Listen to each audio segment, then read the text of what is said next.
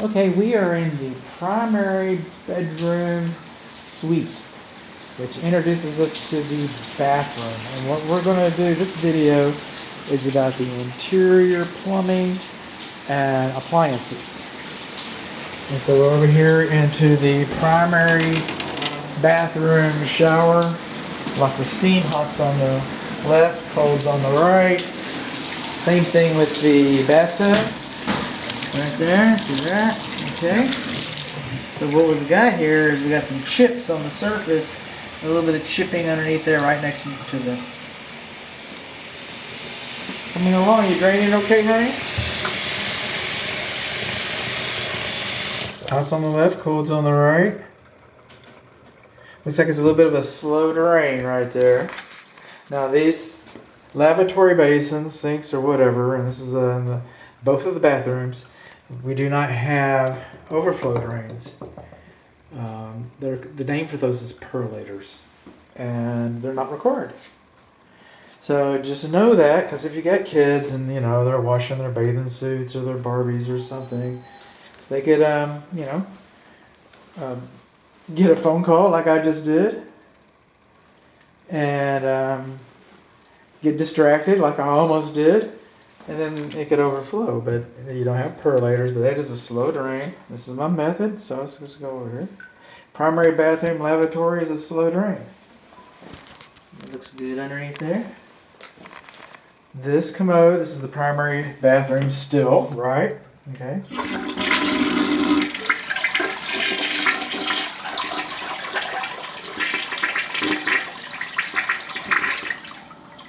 Does that look good to you? I was hoping it'd do it better the first time. I'm holding the handle down now. All right. I'm not impressed. I'm not impressed. Let's try another bathroom. We're coming along in here. Ceramic tile. This is the hall bathroom. Got a nice little cigarette burn right there. There's really no way to take that out, man. Replace the sink, lavatory basin, countertop, bath countertop, however you want to do it. That's the reset for the. Okay. No leaks underneath here. Everything seems to be pretty fine. This commode, let's do some, because it's been working.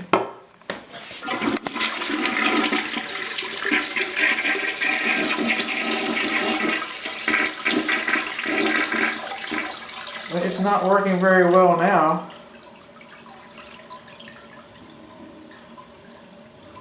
So neither commode is flushing worth a darn. We got a little bit of wood damage right here on the baseboard between the bathtub. Got a little bit of texture right in there. Hot's on the left, cold's on the right, but the shower diverter does not work 100%. Turn the water on here. Yay, we got water. We're going there. Shower? No shower. If grain can't work it, it don't work. Bathroom vent fan works. They just don't vent outside like they're supposed to. Coming on along, I guess I want to know, right? Right? There we go. So that pretty much covers the bathrooms. We'll just kind of move on along.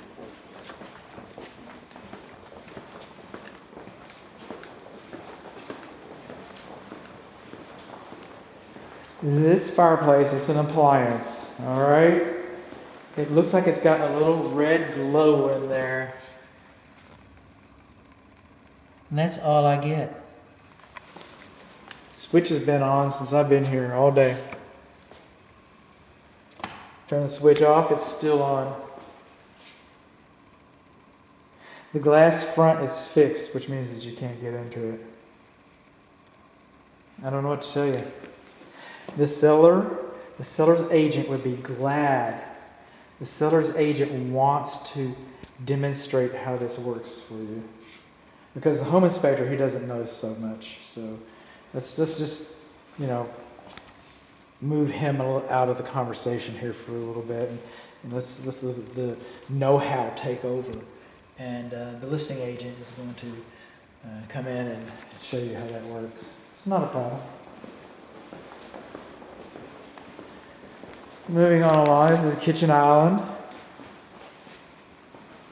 This is part of the interior, you know, I kind of mix it up a little bit. Alright, GFCI on the island, that's good. Alright. Coming here, this is the laundry, hot's on the left, cold's on the right. You know, it's capped off, I'm not opening those things up or running them. I do use a 2-prong electric meter to make sure that this is working and grounded, and it is. But the thing is that both of these are supposed, by current standards, this is supposed to be GFCI protected for the clothes washer. The clothes dryer is also supposed to be GFCI protected. This is the clothes dryer vent. It's got the wrong kind of vent hood. We've already talked about that on the roof. It's got the wrong kind of vent hood. It should be better supported in the attic. I think I was talking about tape. I could get off the tape a little bit and just talk about the supporting. And then I think we're going to find, and I've got a still image, but it's pretty dirty up there. It's pretty dirty up there. And, you know, if it's any length at all, we should have a label on here that tells us how long the vent is and how wide and how many bends it has. So that when you buy laundry equipment, your equipment, it will be sized to this vent. You won't buy too much clothes dryer, for example, or too little clothes dryer, for example. So that's what you're supposed to have. Moving on along. Ice maker connection, refrigerator. They're supposed to be GFCI protected. Not when this home was built, alright, but they're supposed to be GFCI protected. So we come along here, we got our little dishwasher, you know, a little worse for wear. Soap dispenser comes on, steam comes out. Alright, the racks are in pretty good shape. Now this is not GFCI protected, nor was it required to be GFCI protected when the home was built, but it's not GFCI protected. And you're supposed to have an electric service disconnect. I lose this argument all the time. If you can slide this dishwasher out, and this home was built like in the 90s, right? So if you can slide this dishwasher out, you most likely will find a receptacle outlet behind it, and they consider that the disconnect. I don't think it is, but I lose that argument all the time. So what I write in my report is none apparent, because I can't see it because it's behind there. That way I kind of win. Alright? We do not have a food waste disposal drain stopper. A little juice in here.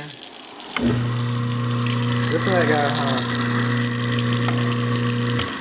It's a 1/2 horsepower garbage disposal. 1/2 horsepower garbage disposal. So we're coming on underneath here, and what are we learning? We're learning that this cabinet floor looks like, it's not attractive. Let's just put it that way. It's just not attractive. Looks like we've had some water issues and things underneath here. We can see there's a 1/2 horsepower. The electric connector, okay, when they replaced the food waste disposal, they threw away the connector off of the old one. It'll come with it. It's like a $2 part. Okay, you think that wire is going to rub against the edge of that? I do. And this is the anti-siphon loop, supposedly, for the dishwasher. It's supposed to go up and touch the cabinet bottom, so we have an insufficient anti-siphon loop. So what did we learn? Our garbage disposal, food waste disposal, and our dishwasher are not GFCI protected. We cannot see the dishwasher disconnect button. The dishwasher does not have a proper anti-siphon loop. The food waste disposal has an unprotected conductor entering the bottom of it and does not have a cap, drain stopper. That's what we're doing. Okay. Now I've been playing with the oven since we've been here, but we'll just try this again. Let's do broil. I haven't done that one yet. Everything's supposed to get hot, gets hot. Now there's supposed to be an anti-tip device behind here. An anti-tip device? Yeah, they come with them. They come with them. Let's see if I can get a picture of it for you. A lot of times they have pictures of them. Oh wow. This data plate, but you can look underneath here and see that there's not an anti-tip device. So there's nothing really to keep this range from someone falling on it and it flipping over on them. So that's what that's about. Our air filters aren't so bad. The microwave isn't so old. All right, now we're going to go. Wait a minute. Well, there's that. That saved me a little writing. That's not what I was looking for. I was looking for an installation manual for the... Okay, well, then you get the speech. Then you get the speech.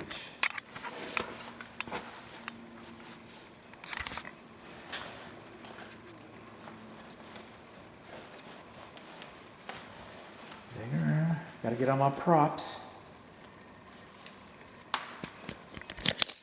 The code says that you don't even have to have a kitchen vent fan. But if you have one, the code says that this corner is supposed to be no closer to this countertop than 24 inches. See, and it is. Now, a lot of manufacturers, the manufacturers listed, the manufacturer's listed installation instructions supersedes code. A lot of manufacturers say this corner shouldn't be any closer than 30 inches. So we'd have a different, we might have some difference in measurements. We got like 35 inches. So the odds are pretty good that this manufacturer is okay with the location of this microwave. The dilemma we've found ourselves in today is we don't have the instructions to prove that it was done right and that that particular code doesn't apply to this application. So we don't have that. We're going to have one other part here. Get you, okay. That's a fiber optic rag. Hang on, we're getting some broils working. And like I said, bake was working, all the elements were working. Cancel. Everybody knows that I canceled it. Come in here and put you up there like that. Oh, but we're not through. I was the smartest kid in the room at a home inspection. Inspectors Association meeting. Free beer. Free barbecue. And so I had the right guess, and I got me some magic lights. This is a dog and pony show, I guess. But a microwave is not supposed to just get hot. It's supposed to cycle on and off. So these magic lights are going to help us determine that the microwave works. We'll put some time in here, about 17 seconds, and we'll start this. And it goes up. Oh, look at that. You might as well just hang it up now. You don't need to watch anything else. Everything else is anticlimactic.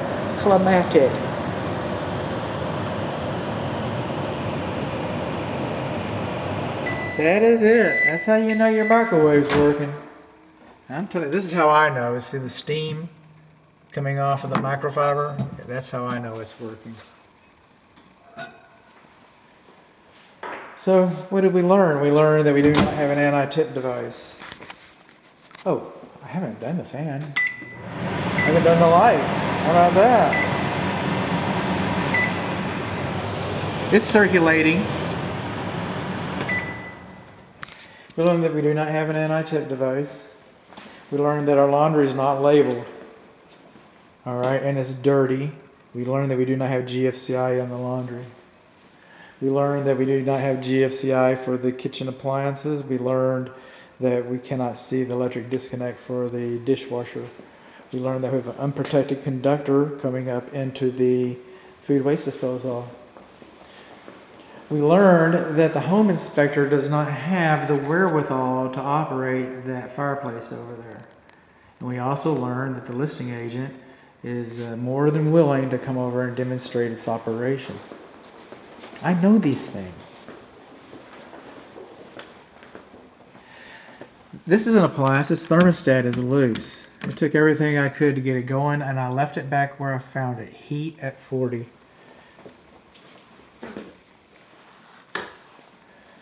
We learned that our shower diverter doesn't work, and our commodes do not flush. And we've got a cigarette burn over here.